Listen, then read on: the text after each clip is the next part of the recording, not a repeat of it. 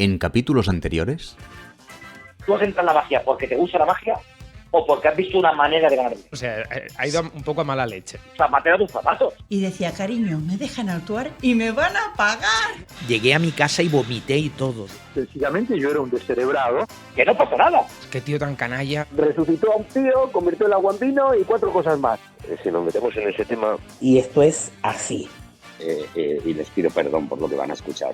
Y es como el pringao de la magia. Hay mucho destroyer. Que yo lo que quiero es una noche loca pasión contigo. No estoy de acuerdo. Pero la verdad es que nosotros empezamos muy bien. Hostia, qué bien. ¡No! Como es el señor de las cosas grandes. Con cariño, Nuestras mierdas de magia. Es verdad, eso es verdad. Es un fontanero. ¡No! Es un mago. Desaparece.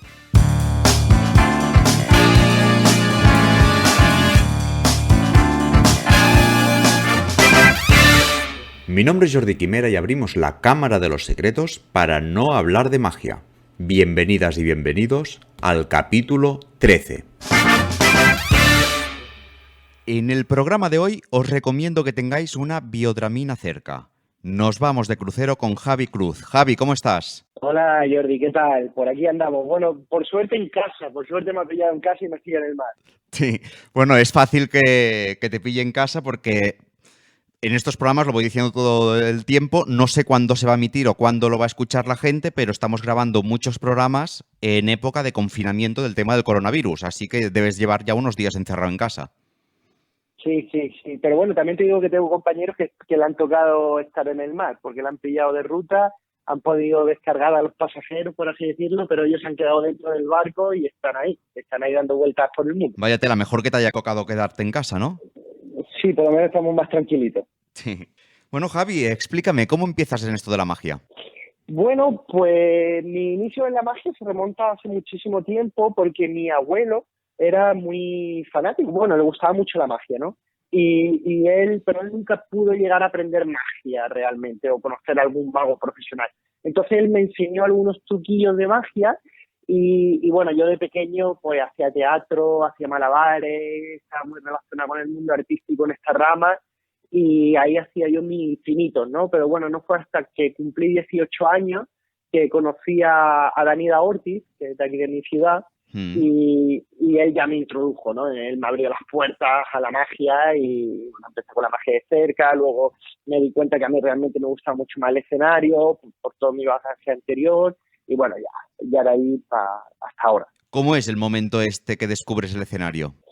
Bueno, yo el escenario, como te digo, lo descubrí hace mucho tiempo, porque yo el escenario, la primera vez que me subí en un escenario, tendría que tener 6, 7 años y fue para hacer una obra de teatro. Entonces yo me he quedado un poco en contacto con el escenario desde que era muy pequeño, ¿no? Y de forma un poco continuada. Entonces todos los valores de respeto y de pisar las tablas ya lo tenía yo anteriormente. Como mago, hice una comunión cuando yo tendría 12 años o así, actué yo en una comunión, o quizá un poquito más, 14 años. Actué yo en una comunión que hice un poco de magia, pero hice magia, malabares, un poquito así de todo. Y luego ya como más profesional de la magia, pues me tengo que remontar al 2007, cuando actuó en un parque de atracciones de aquí de Málaga, en Tívoli, que ya sí fue con magia, con mis palomas y tal, pero bueno, ya te digo que no fue un momento concreto que digo, recuerdo aquella estación de Tívoli que la recuerdo, pero no fue la primera vez que subí en un escenario. Yo ya controlaba muchos aspectos de la escena, ¿no? Cuando empecé con la magia. ¿Y tu primera gran ilusión, la recuerdas? Sí, la recuerdo, la cesta hindú. ¿Mezclas baile con grandes ilusiones? ¿Es posible? Bueno, yo no soy bailarín, ni mucho menos, vamos, ni me considero total. A ver, Ana sí viene una profesional del baile, viene del baile, la interpretación y el canto, y ella sí le da más el toquecillo. Yo pues le doy un aspecto más, una presentación un poquito más, ya no, cuando Jonathan Pendragon no introdujo esta forma de presentar, ¿no? Que luego se vio también un poco tocada por Hans Klok, ¿no? Esta línea de la magia que a lo mejor desde fuera sí se ve un poquito más como un baile o coreografía, pero bueno, al final son unas coreografías bastante estudiada para que parezca más de lo que es, ¿no? Porque al final, ya te digo, no soy bailarín ni mucho menos, ni tampoco lo que pretendemos, ¿no? Sino lo único que pretendemos es acompañar, que el movimiento acompañe a la magia, ¿no? ¿Por qué crees que hay esta tendencia a introducir los grandes aparatos en escena con una coreografía previa? Bueno, pues yo creo que es mucho más dinámico y mucho más fácil para el espectador, ¿no? Porque al final hay un dinamismo total. Pero yo creo que esto ya de los conceptos antiguos de la magia, sobre todo así con grandes ilusiones que decían, mira, aquí hay una caja, se va a meter la chica y le voy a meter espada y luego va a salir, ¿no? Que antes, simplemente presentándolo así, incluso verbalmente, ya la gente despertaba un interés y quería ver lo que iba a suceder y no pasaba nada, ¿no? Y hoy en día, pues bueno, estamos un poquito más cansados de eso o acostumbrados a ver este tipo de cosas y todo se acaba adornando un poco, ¿no? Al final es un conjugar varios elementos artísticos para hacer más goloso, ¿no? Lo que se presenta. ¿Cómo es tu proceso para escoger una gran ilusión que quieres representar? Bueno, hasta ahora lo hacía bastante mal, porque hacía todo aquello que me gustaba mucho, ¿no? Sí. Yo, por ejemplo, cuando cuando vi el saltito de hotel a barco, ¿no? Me recuerdo que quería una suspended animation porque yo la quería, ¿no? Y a lo mejor lo analizábamos Ana y yo y decíamos, bueno, pero si ya tenemos un final, o ya, ¿dónde vamos a meter esto? Y yo decía, bueno, no me importa, yo quiero una suspended animation porque me la quiero comprar y me la voy a comprar. Entonces, bueno, mis criterios han sido un poco así todo el tiempo, ¿no? Recuerdo cuando compré Piece by Piece, fue lo mismo, estuvimos con Michael Jain trabajando 2 semanas.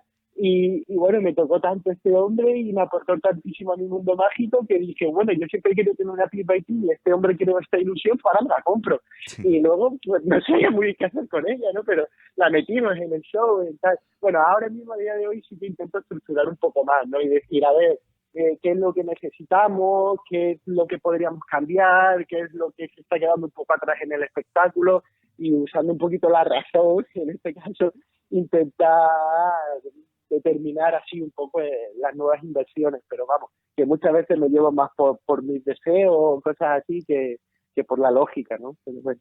¿Sabrías distinguir entre un gran aparato bueno y uno malo? Cuando dices bueno y malo, ¿a qué te refieres? Según tu criterio, decir, mira, este aparato para mí reúne todo que hace que sea un aparato bueno. Vale.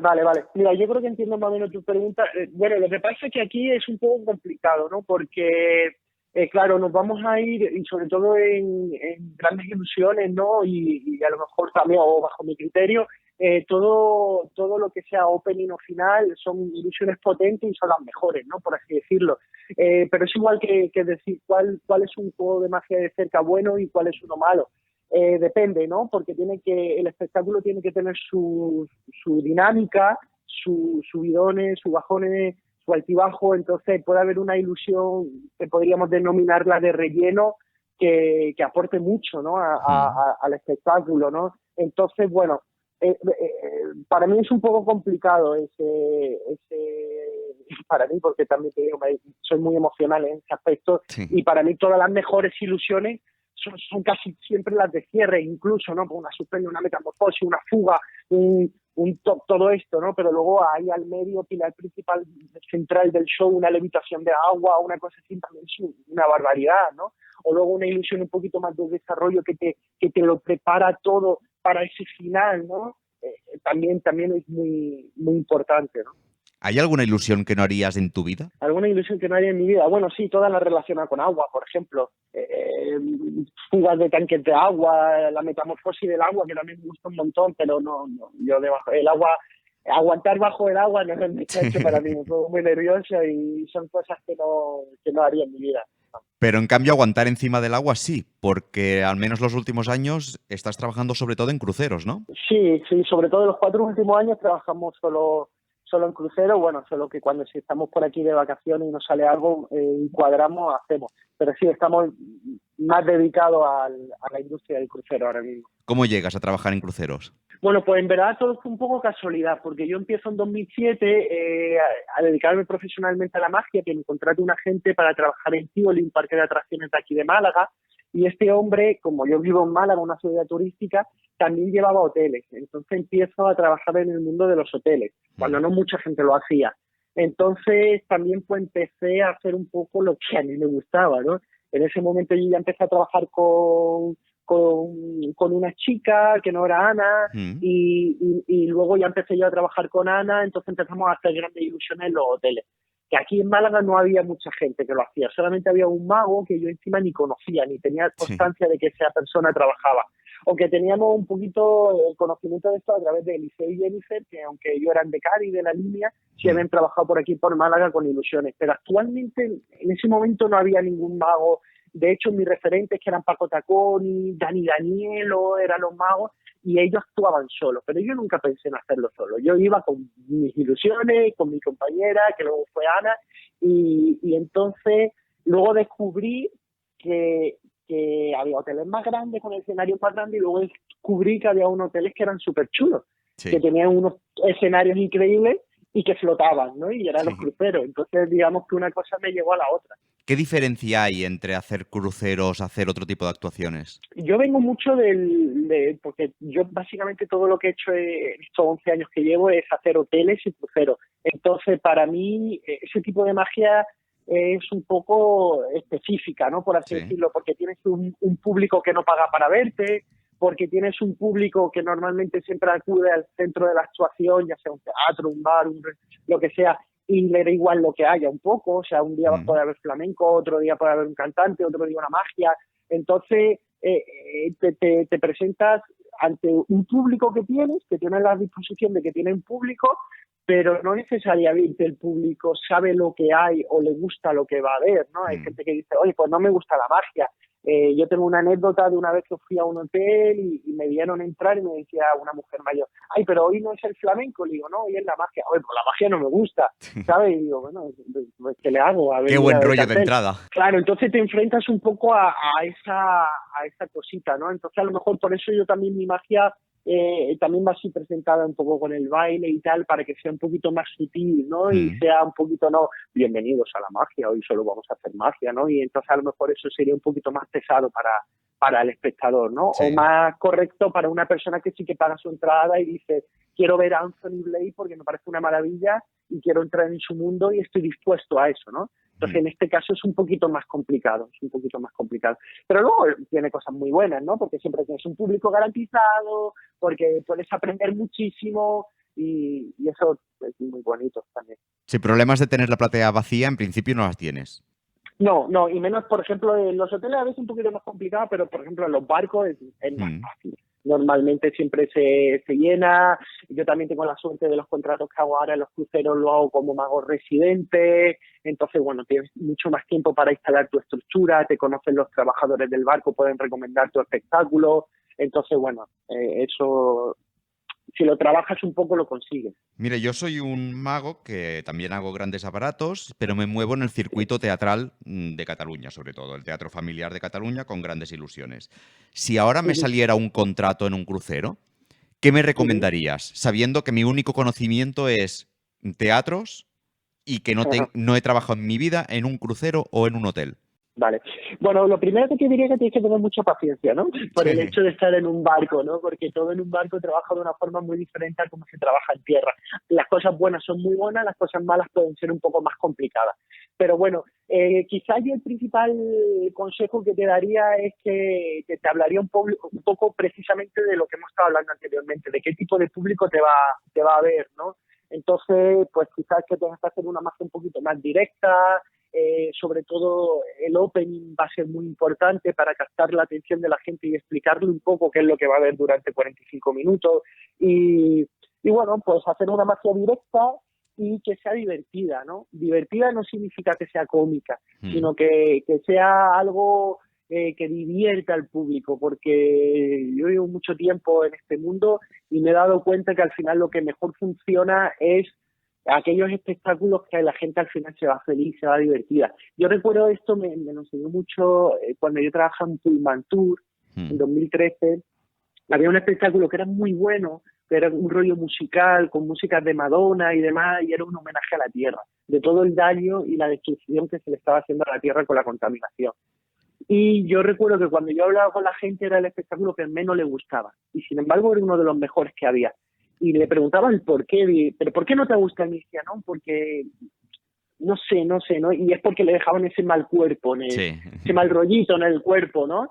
Hablamos lo mismo, si vas a pagar una entrada y vas a ver una obra teatral dramática o lo que sea, sabes que vas a ver eso y no te importa, pero si estás de vacaciones para pasarla bien, no quieres enfrentarte a algo que te haga pensar de forma negativa o todo lo contrario, lo único que quieres es divertirte. La gente muchas veces va al teatro, no sabe lo que va a ver, pero sí sabe una cosa, que quiere divertirse. Entonces, bueno, darle un poco eso al espectador, ¿no? Sí, el espectador sobre todo te pide que no le devuelvas a la realidad, que para eso se ha ido él a un crucero. Claro, por supuesto, sí, más o menos así. Conocer las bases de la magia, sobre todo de close-up, es relativamente fácil. Conocer toda la teoría que hay detrás, pues lees Ascanio, lees a Tamariz, contrastas. Pero conocer esto de grandes aparatos, ¿cómo lo haces? Bueno, es bastante complicado. Aquí en España, sobre todo, es un poco complicado porque hay poquita gente que controle bien.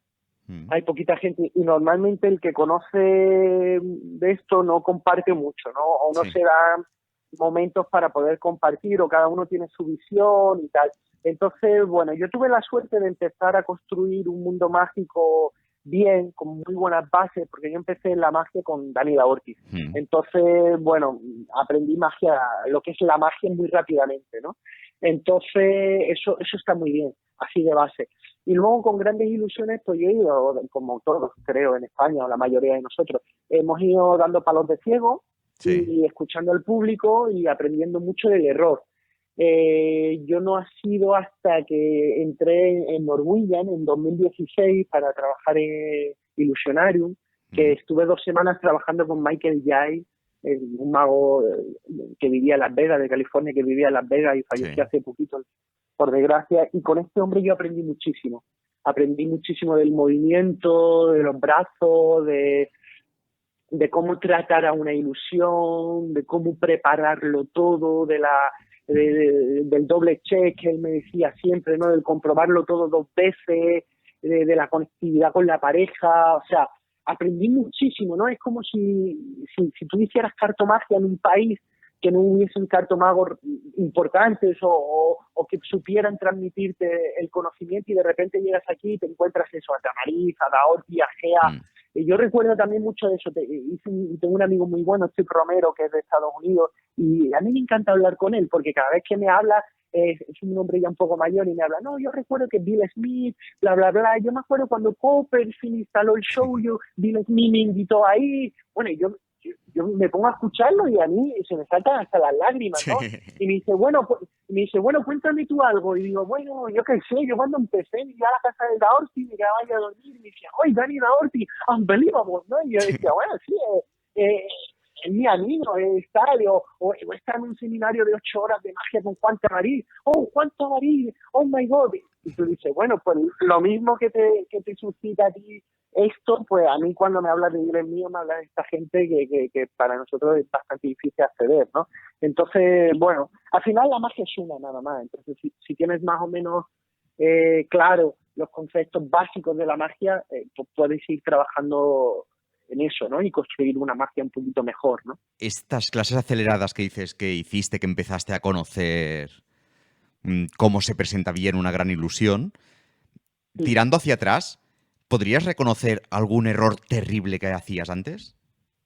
Sí, claro, muchísimo, sobre todo en puesta en escena, en movimientos, en cómo se daba la espalda, ¿no? Sin ser una espalda, o sea, o no abrir el pecho, ¿no? Muchísimas cosas, el cómo preparaba una tela, muchísimos errores. Ya te digo, yo tuve la gran suerte de que cuando estuve con Michael Jai, yo ya llevaba mucho tiempo en esto, ¿no? Llevaba ya por lo menos 9 años, entonces no me pilló de nueva, si no, no podría haber gastado tanto, ¿no? Pero yo ya estaba preparado para en muy poco tiempo aprender mucho, ¿no? O absorber mucho, y pude absorber muchísimo. Además que este hombre también se abrió muchísimo porque, bueno, se creó esa conexión, ¿no? Tú sabes que muchas veces cuando estás enseñando a alguien y esa persona está preparada para aprender, es el momento de enseñarle, ¿no? Y yo en ese momento estaba preparado para aprender, por muchos aspectos. Primero porque quería estaba en ese momento que quería seguir aprendiendo y todo se conjuró, ¿no? Para que ocurriera y ocurrió. De tus inicios con Dani, ¿hay algún conocimiento que hayas aplicado directamente a los grandes aparatos?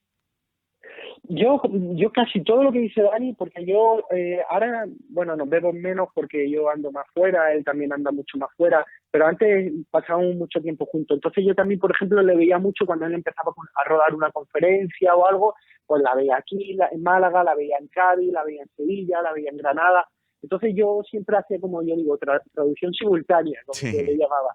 Que él todo lo que exponía cuando hablaba de una conferencia y tal, de magia de cerca, todo lo otro, yo lo pasaba automáticamente al escenario, ¿no? Cuando él hablaba de los números pilares, yo decía, oye, pues ¿cuál es mi número pilar? Oye, pues aquí en el centro no tengo un pilar estable, debería de tener un pilar estable, ¿me entiendes? Entonces, todo, como te comento, al final todo es magia, el cómo tratar a un espectador, que eso, por ejemplo, lo he estado desarrollando muchísimo en este último contrato, el trato al espectador. Me estaba dando cuenta de que yo no tenía mucho conocimiento, porque tenemos muchísimo conocimiento de cómo tratar a un espectador, porque en la magia de cerca se habla muchísimo, y yo no estaba haciendo nada de eso en el escenario. Y digo, pero ¿cómo puedo ser tan torpe, no? Si sabemos tanto de esto, ¿por qué no lo aplico en el escenario? Claro, porque nadie te ha dicho, cuando tú vayas a hacer este juego en el escenario, haz esto.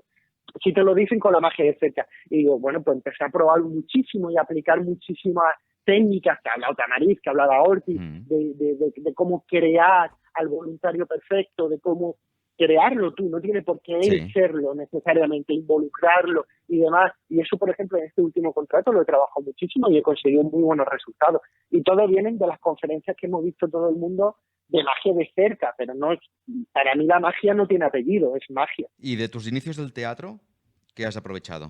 Bueno, pues yo principalmente creo que el respeto al escenario, ¿no? Al teatro, al escenario, al saber lo que es eso y pues no tener mucho esa vergüenza inicial o saber, y luego un poquito pues de haber trabajado en la expresión corporal, el haber trabajado con un grupo de teatro. Luego, por ejemplo, cuando estoy haciendo los contratos estos con Norwegian, sobre todo, que hicimos Illusionarium, ahora que hacemos Element. En Element somos 25 personas en el escenario. Entonces, el saber trabajar de esa forma, el haber estado ahí, ¿no? En el escenario. Igual le ocurría a Ana, ¿no? Yo cuando empecé a trabajar con Ana, o cuando Ana empezó a trabajar conmigo, ella ya había trabajado haciendo algún pequeño musical, había estado sabía lo que era un escenario, ¿no? Ya se sabía. No es que te lanzas ahí, como yo digo, ¿no? A la platea, te lanzas al escenario y encima con algo que no controlas mucho, porque la magia te lleva muchos años controlar la magia, ¿no? Entonces, por lo menos ya sí los dos teníamos un buen conocimiento de lo que era el escenario, lo importante que podía ser la iluminación. Yo aparte soy técnico superior de sonido y también he estudiado iluminación. Entonces, bueno, todo esto al final es un conjunto de muy pequeñitas cosas que hacen el conjunto global, ¿no? Pues mira, aprovechando tus conocimientos, ¿qué trato debe tener el sonido en un espectáculo de magia? Bueno, por ejemplo, en la magia que yo hago y en el mundo en que yo me muevo, que es también un público muy internacional, entonces el espectáculo es muy musical. Imagínate la importancia que tiene que tener el sonido ahí, ¿no? Entonces, bastante importante la elección, desde la elección de la música y demás, que es una parte un poquito más artística, a la parte técnica, ¿no? No puede haber ningún problema de sonido, ¿no? Porque si nos quedamos, hombre, lo más importante es poder seguir viendo, ¿no? Podríamos seguir actuando sin música, pero es muy importante, ¿no? No puede haber un fallo de sonido. De hecho, nosotros en los cruceros, siempre antes de tener un espectáculo, tenemos un pase técnico que le llamamos obligatorio, y tenemos que probar que toda la música, toda la iluminación, toda la microfonía, todo funciona correctamente, ¿no? Porque no nos podemos exponer a este tipo de fallos, ¿no? Aunque a veces ocurren, pero hay que evitarlos al máximo, ¿no? Hay que evitarlos. Y la iluminación, podríamos decir que hay dos tipos de iluminar un espectáculo. Seguramente hay más, pero generalmente hay dos, que es la iluminación dramática, que es aquella que la luz tiene que ver con o ayuda a aquello que queremos expresar, o la funcional, que es que la luz hace que se vea y punto. Para tus espectáculos, ¿qué utilizas? No, iluminación dramática totalmente. Nosotros tenemos unos equipos de iluminación buenísimos en los barcos, con cabezas móviles, una cosa increíble. Y tenemos un técnico de luces simplemente para nosotros, con 2 cañones. O sea, es totalmente dramático. De hecho, yo para crear la iluminación del espectáculo hacemos como entre 9 y 12 horas antes del primer espectáculo, del primer show que hacemos para instalar, y a raíz de ahí seguimos siempre trabajando un poquito en la iluminación. Yo con el técnico de luces con el que más trabajo continuamente, ¿no? Siempre intento mantenerlo motivado, siempre intento, y todo, en la bedrock caen los pinchos y la iluminación cae con los pinchos, ¿me entiendes? Con la música, todo metido, porque además ahí se programa con tiempo la iluminación, entonces la iluminación va programada con la música. O sea, es una maravilla, es una maravilla. Es una maravilla que a mí me costó muchísimo tiempo adaptarme, porque yo me acuerdo en mi primer contrato, además, y súper guay, con un técnico de luces que se lo tomaba, le encantaba su trabajo, ¿no? Guay, hicimos un montón de momentos, ¿no? Aquí están los pinchos con la música y ¡pah! Y aquí sale Ana y ¡pah! Y la luz y tal. Claro, ¿qué ocurre? Que luego nos poníamos a actuar y a lo mejor ibas un segundo más tarde o tal, y yo me acuerdo que siempre que terminaba el show él venía con mucha paciencia y me decía, mira Javi, solo para que quede un poco mejor, ¿vale? Aquí has estado un segundo más tarde, aquí no sé qué, si quieres lo cambio, si quieres te cambio la iluminación, y yo decía, no, bueno, perdón, ha sido mi fallo, supongo, o sea, no estoy acostumbrado a trabajar de esta forma, a que todo tiene que ir al segundo, y luego te das cuenta que te adaptas a eso, y ahora ves una grabación de mi show y ves otra grabación de otro día cualquiera y parece que es el mismo día, ¿no? Sí. Que todo está metido al segundo, que todo vas entendiendo la importancia, ¿no? De que eso tiene que ocurrir así. Y el equilibrio entre tener esto que requiere la magia y este tipo de espectáculos, de todo tan marcado, lo que acabas de decir, ¿no? Que no sabes identificar de qué día es porque todos son iguales. Pero el equilibrio a lograr que el espectador tenga aquella sensación única, que dé la sensación que está recibiendo un espectáculo que solo es para él y mañana ya no lo verán, es solo para él. ¿Esto lo tienes en cuenta? Claro. De hecho, yo uso muchas herramientas para hacer eso. ¿Cómo se consigue este equilibrio? Sí, mira, una de las herramientas principales que yo uso para esto es obligarme a salir de la zona de confort. ¿Cómo lo consigo? Porque si tú entras en tu zona de confort, vas a caer en la rutina, ¿vale? Yo, por ejemplo, he tenido momentos de mi vida en que he hecho 2 shows diarios durante todos los días, durante 8 meses. Entonces, es muy fácil caer en la rutina, el decir, hoy me toca, damos al play, y hago todo lo mismo, y luego vas perdiendo un poco la energía. Entonces, eso es porque caes en la zona de confort. ¿Cómo hago yo? Y a mí me funciona al salir de la zona de confort. Yo siempre tengo números que requieren de voluntarios. Cuando tú requieres de una persona del público, de un voluntario, ya no sabes bien lo que va a ocurrir. No sabes si va a haber ese tipo de persona que tú quieres, cómo va a reaccionar. En mi caso, incluso, de qué nacionalidad es. Que puedo pedir a un voluntario que me hable inglés, que me hable español, que me hable alemán, que no hable muy bien en inglés. Me entiende que yo no le entienda muy bien su inglés. Entonces eso ya me genera una tensión, ¿no? Me está sacando un poquito de mi zona de confort. Y luego, durante muchísimos años, entre Ana y yo existe una química o porque los dos coincidimos mucho en eso también, existe un algo especial que hace que nunca un show es igual al otro en el escenario. Nunca. Porque ella, por ejemplo, puede estar un poco más triste o más alegre o más cansada o yo, ¿no? Igual, ¿no? Entonces, siempre hay una comunicación entre nosotros de venga, vamos, o qué te pasa, o qué te tal, o que hace que sea diferente todo también. Y luego disfrutar muchísimo, porque a mí me gusta mucho actuar y me gusta mucho lo que hago y a Ana, por ejemplo, también. Entonces luego nos vamos contagiando de eso, ¿no? En el momento que tú te vienes un poco abajo o lo que sea, simplemente con verle la cara a ella, al final uno dice, bueno, lo tengo que hacer por ti, ¿no? Sí. y bueno, y nos mantenemos.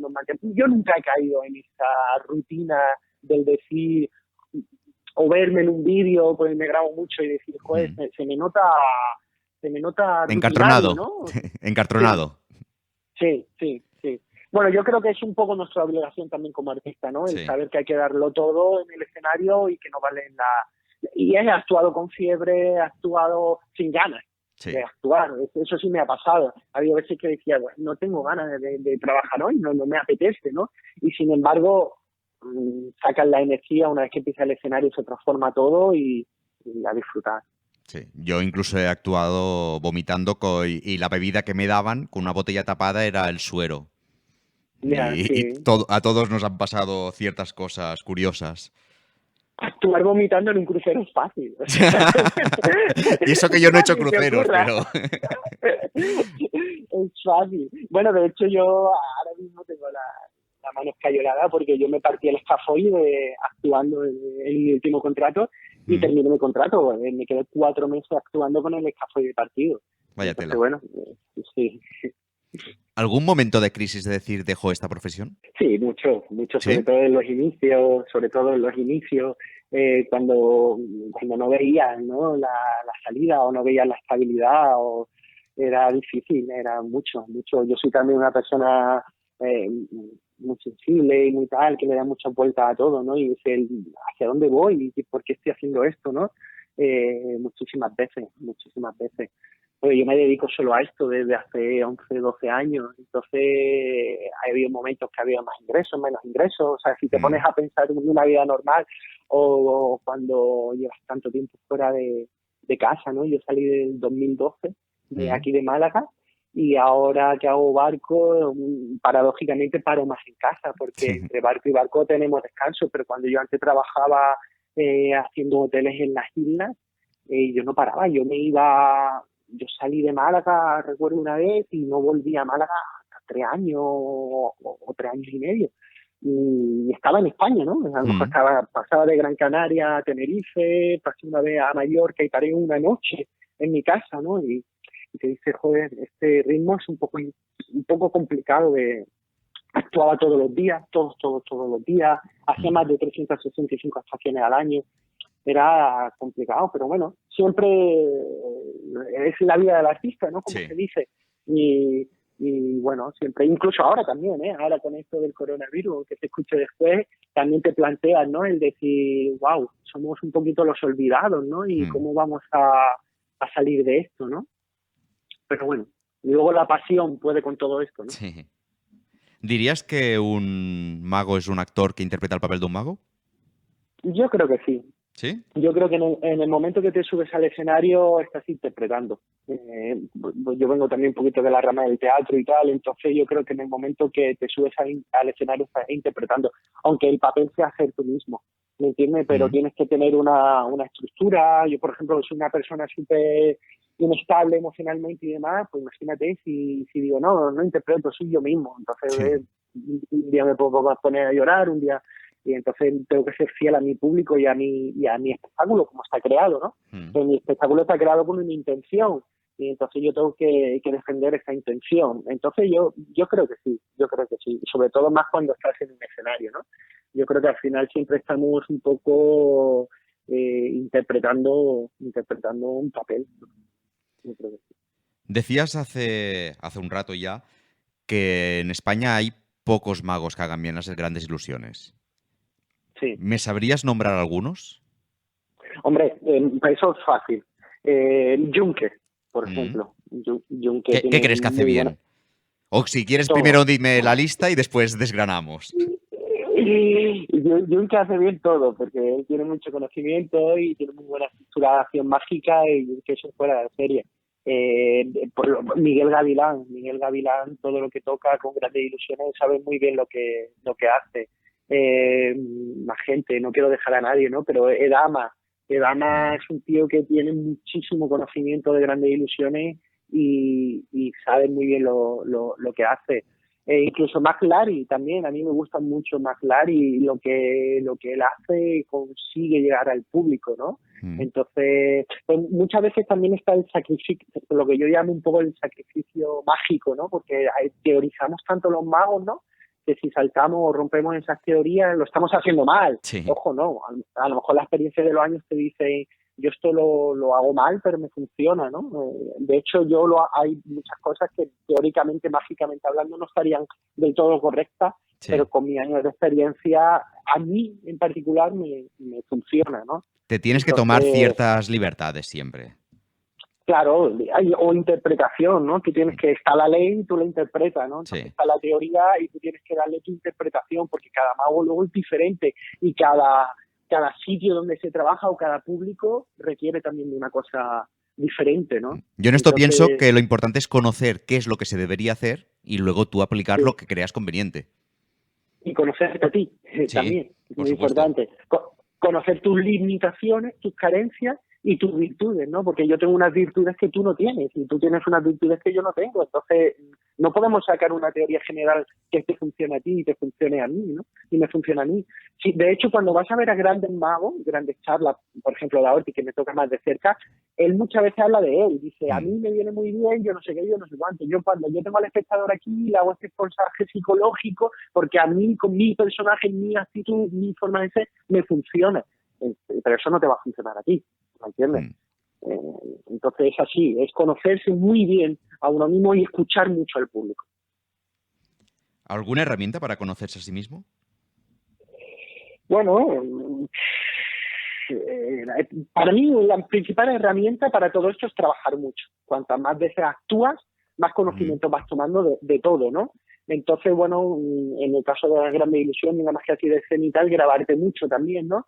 Y luego, pues, buscar todo aquello que te hagas sentirte cómodo, porque si tú te estás sintiendo cómodo con lo que haces, es porque estás siendo tú mismo, ¿no? Porque uno es cómodo cuando es uno mismo, ¿no?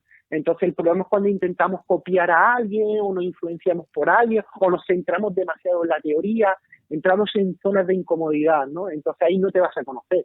Pero cuando estás cómodo, pues explotar, investigar mucho, ¿no?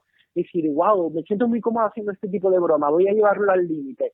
Y hay un momento que pasa en la línea, ¿no? Y dice, uy, aquí está la línea, no Sí. puedo llevarlo más para allá. O voy a quitar esto, a ver qué ocurre si no hago esto, ¿cómo me sentiría? Oye, me siento desnudo. Oye, pues esto es mío, es mi esencia, ¿no? Entonces, bueno, no sé. Dicen que también es muy bueno emborracharse y verse como uno actúa cuando está borracho, ¿no? Sale un poquito más tuyo interior, ¿no? Sí. ¿Lo has probado esto? Sí. Que lo que pasa es que lo pruebo muchas veces, ¿no? Porque siempre se me olvida anotar. Javi, has nombrado muchísimos magos de muchos estilos, pero ¿tienes referentes fuera del mundo de la magia? Oye, mira, hace poco, en este Blackpool pasado, tuve la oportunidad de ver en directo a Arturo Braghetti. Sí. Bueno, aunque está un poco relacionado con el mundo de la magia, pero qué maravilla, por Dios, Sí. qué cosa. Yo lo conocía, había visto muchos vídeos de él y tal, pero no lo había visto en directo, ¿no? Sí. Y qué forma de trabajar, qué forma de hacerlo todo perfecto, impoluto, de comunicarse con el público, qué bonito. Qué bonito. Entonces, bueno, sí, pero mucha gente, ¿no? Hay todo al final te influye, porque cuando vives de esto, estás pensando siempre en ti, en la magia, en el show, al final todo te puede aportar algo, ¿no? Desde la ambición de alguien o el conocimiento de alguien, todo lo vas a llevar a ti, ¿no? A qué te puede ayudar a ti, ¿no? Si ves a algún artista en el escenario, algún malabarista, porque yo he visto mucho malabarista y tal, también me dijeron, oye, qué frescura tiene, qué forma de comunicar, oye, qué guay sería llevarlo esto a mi rollo, o cómo podría aportar, o fíjate aquí cómo ha conseguido que el público reaccione de tal forma. Y de hecho a mí me gusta mucho más fijarme en artistas que no son magos, ¿no? Que los propios magos, porque si te fijas en un mago de Grandes Ilusiones y tú haces Grandes Ilusiones, es más fácil que acabes como copiando, ¿no? Sí. Un poco, digamos. Pero si le pillas un movimiento a un malabarista, cómo mueve las bolas, no tiene nada que ver cómo luego tú vas a mover el faro o algo, ¿no? Simplemente. Y luego yo, por ejemplo, en los cruceros, pues cada noche hay un artista, pero nunca hay un mago, porque el mago soy yo. Entonces estoy acostumbrado mucho más a ver cantantes, Sí. malabaristas y demás que magos. Pues Javi, hemos llegado al final del programa. Muchísimas gracias por tu generosidad y poder mostrarnos tu forma de ver la magia. Un placer conocerte porque no habíamos hablado nunca y has accedido a poder hacer esta entrevista, así que muchísimas gracias y un abrazo. Muchísimas gracias a ti, Jordi. Muchísimas gracias por aportar cosas tan bonitas a la magia. Muchas gracias.